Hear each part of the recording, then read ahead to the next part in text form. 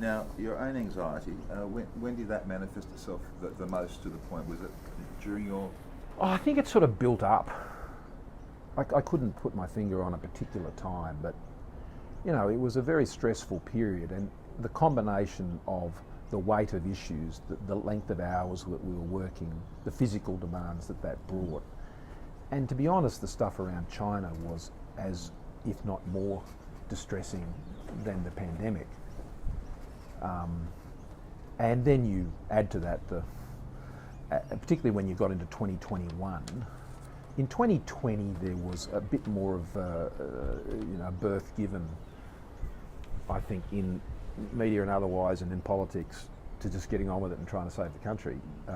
Sort of politics as usual returned in 2021. Yeah. And so, you know, it was a pretty punishing time, and this all sort of compounded quite a bit.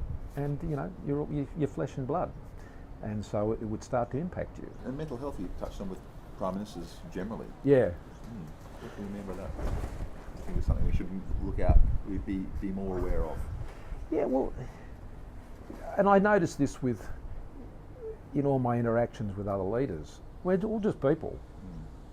You know, there are no superhuman qualities or superpowers that anyone possesses. You're all vulnerable to the same strains and afflictions, and it's right to expect a lot of our leaders. Don't get me wrong, I'm not making that point, but we also have to be conscious that they have to function. Yeah. You have to function in those roles, and you know, it was a very tough. No, I used a lot of different mechanisms to try and deal with that. You know, I swam, I did a whole bunch, you know, I cooked, I did things like that where I try to get sort of mental breaks. And the time I was there, it was probably more demanding than. Yeah. You'd have to, honestly, I mean, I'm not overstating it, you'd have to go back to Curtin to find a time similar.